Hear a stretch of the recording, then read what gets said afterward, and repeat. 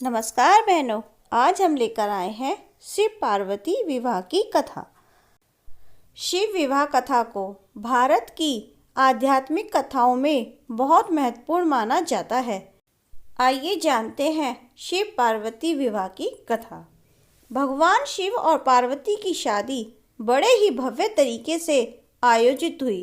पार्वती की तरफ से कई सारे उच्च कुलों के राजा, महाराजा और शाही रिश्तेदार इस शादी में शामिल हुए, लेकिन शिव की ओर से कोई रिश्तेदार नहीं था, क्योंकि वे किसी भी परिवार से ताल्लुक नहीं रखते।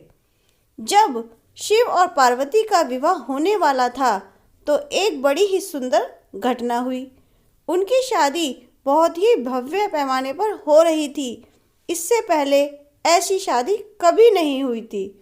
शिव, जो दुनिया के सबसे तेजस्वी प्राणी थे, एक दूसरे प्राणी को अपने जीवन का हिस्सा बनाने वाले थे। उनकी शादी में बड़े से बड़े और छोटे से छोटे लोग शामिल हुए। सभी देवता तो वहाँ मौजूद थे ही, साथ ही असुर भी वहाँ पहुँचे। आमतौर पर जहाँ देवता जाते थे वहाँ असुर जाने से मना कर देते थे, और जहाँ असुर जाते थे वहाँ देवता नहीं जाते थे। उनकी आपस में बिल्कुल नहीं बनती थी, मगर यह तो शिव का विवाह था, इसलिए उन्होंने अपने सारे झगड़े भुलाकर एक बार एक साथ आने का मन बनाया। शिव पशुपति हैं, मतलब सभी जीवों के देवता हैं, तो सारे जानवर, कीड़े मकोड़े और सारे जीव उनकी शादी में उपस्थित हुए। यहाँ तक कि भूत पिशाच और विक्षिप्त लोग भी उनके विवाह में मेहमान बनकर पहुँचे। यह एक शाही शादी थी, एक राजकुमारी की शादी हो रही थी, इसलिए विवाह समारोह से पहले एक अहम समारोह होना था। वर वधू दोनों की वंशावली घोषित की जानी थी। एक राजा के लिए उसकी वंशावली सबसे अहम चीज होती है, जो उसके जीवन का गौरव होती है। तो पार्वती की वंशावली का बखान खूब धूमधाम से किया गया। यह कुछ देर तक चलता रहा। आखिरकार जब उन्होंने अपने वंश के गौरव का बखान खत्म किया तो वे उस ओर मुड़े जिधर वर शिव बैठे हुए थे। सभी अतिथि इंतजार करने लगे कि वर की ओर से कोई उठकर शिव के वंश के गौरव के बारे में बोलेगा, मगर किसी ने एक शब्द भी नहीं कहा। वधू का परिवार ताज्जुब करने लगा। क्या उसके खानदान में कोई ऐसा नहीं है जो खड़े होकर उसके वंश की महानता के बारे में बता सके?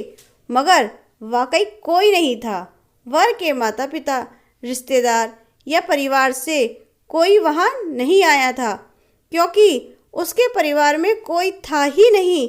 वह सिर्फ अपने साथियों, गणों के साथ आया था, जो विकृत जीवों की तरह दिखते थे। वे इंसानी भाषा तक नहीं बोल पाते थे और अजीब सी बेसुरी आवाज़ निकालते थे।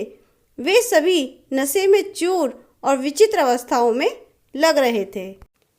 फिर पार्वती के पिता पर्वतराज ने शिव से अनुरोध किया, कृपया अपने वंश के बारे में कुछ बताइए। शिव कहीं शून्य में देखते हुए चुपचाप बैठे रहे। वह न तो दुल्हन की ओर देख रहे थे, न ही शादी को लेकर उनमें कोई उत्साह नजर आ रहा था।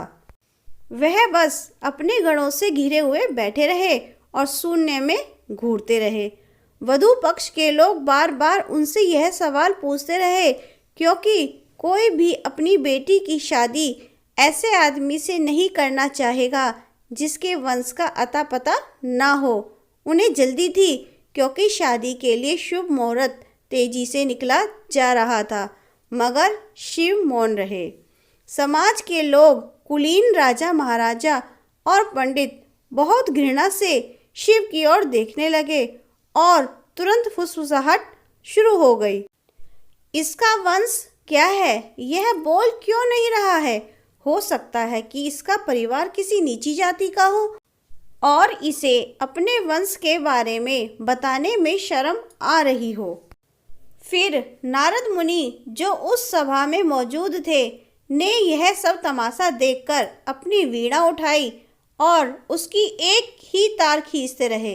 वह लगातार एक ही धुन बजाते रहे, टॉइंग टॉइंग टॉइंग। इससे खींचकर पार्वती के पिता पर्वतराज अपना आपा खो बैठे।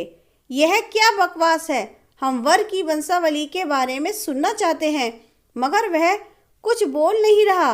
क्या मैं अपनी बेटी की शादी ऐसे आदमी से कर दूं और आप यह खिजाने वाला शोर क्यों कर रहे हो? क्या यह कोई जवाब है? नारद ने जवाब दिया, वर के माता पिता नहीं हैं। राजा ने पूछा, क्या आप यह कहना चाहते हैं कि वह अपने माता पिता के बारे में नहीं जानता?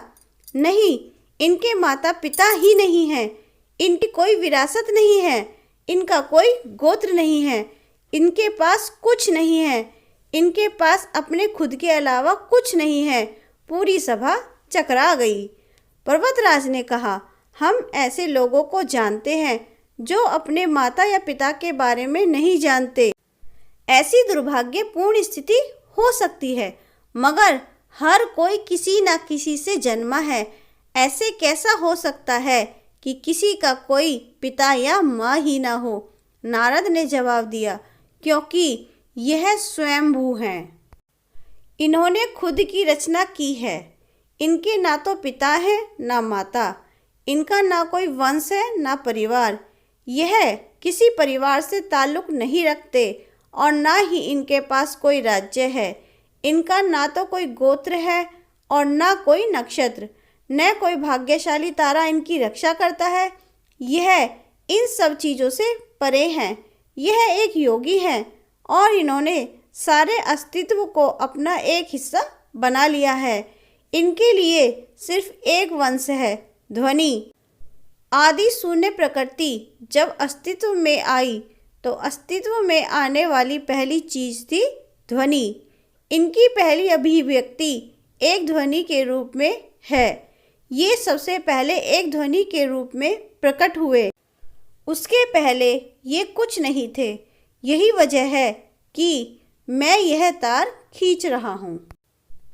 यह आदि हैं, अनंत हैं, सब चीज़ों से परे हैं, तपस्वियों में तपस्वी, सबसे महान योगी हैं। यह पूरी धरती ही उनका परिवार है। नारद द्वारा शिवजी की इस महिमा का बखान करने के बाद महाराज पर्वतराज को अपनी भूल का ज्ञान हुआ और इसके बाद ही शिवजी का विवाह माता पार्वती से होना संपन्न हो पाया। बोलो शिव पार्वती की जय।